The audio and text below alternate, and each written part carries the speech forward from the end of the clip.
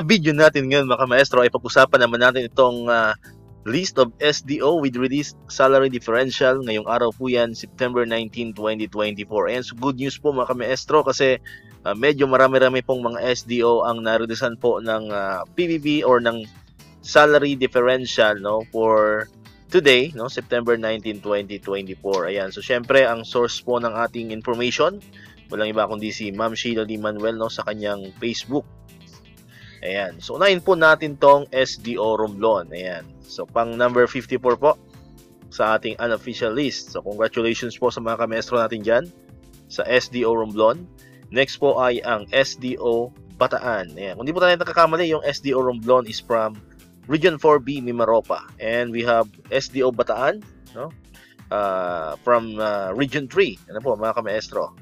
Next po is SDO Binyan City. Ayan, so from Region 4A Calabarzon. Ayan na po ang Calabarzon po, no, so nagsisimula na pong mag-release ng salary differential. Ayan, next po ay ang SDO Lipa City, of course from Calabarzon pa rin. Next naman po ay ang SDO Santa Rosa City. Ayan, another SDO po from Calabarzon.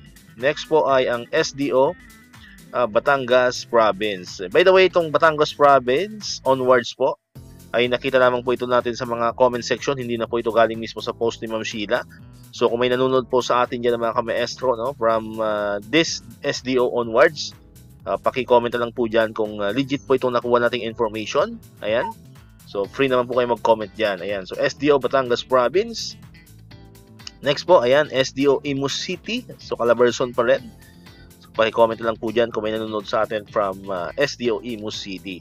Next naman po ay yan, from Calabarzon pa rin, SDO Calamba City. Ayan, so congrats po. Comment na lang din po kayo dyan kung legit po ito nakuha nating information, kung may nanonood po tayong kasamahan dyan sa SDO Calamba City. Next po ay Antipolo City, no? So Calabarzon pa rin po. So congratulations po sa SDO Antipolo City. So ganun din po, comment na lang po kayo dyan if ever man po na totoo po or legit po itong information na nakuha po natin. And syempre, ang pinakauli ay ang SDO Cavite City. Ayan, so syempre ito, legit na legit po ito. Ayan, kasi ito po yung lugar ni El Maestro. Ayan, so congratulations po sa mga kasamahan ko dito sa SDO Cavite City. Ayan, so congratulations po muli. Ayan, so far po, yan po yung mga SDO na narilisan po ng salary differential. Ayan, ngayong araw po yan, September 19, 2024. Ayan, so good news, no? Kasi at least bago mag-weekend, natanggap na po natin itong ating salary differential. Ayan, so sa ibang SDO po na wala pa at abangers pa, so abang-abang lang po kayo dito sa ating channel. At pag may mga bagong development po ay agad-agad po natin yan ibabalita. Alright, so dito ko na po tatapusin itong ating video ngayon mga kamaestro. Hindi ka pa nakakapag-subscribe, click mo na ang subscribe button dyan para ikaw yung unang makapanood ng mga videos na na-upload natin. Katulad dito, yung mga update pa rin about sa salary differential and other bonuses ng mga teachers and government employees. And syempre, click mo na rin ang notification bell button para manonotify ka, updated ka pag may mga bago tayong uploaded na videos. So muli, maraming salamat sa inyong panonood at pakikinig. Once again, El Maestro, see you on my next vlog. Bye-bye!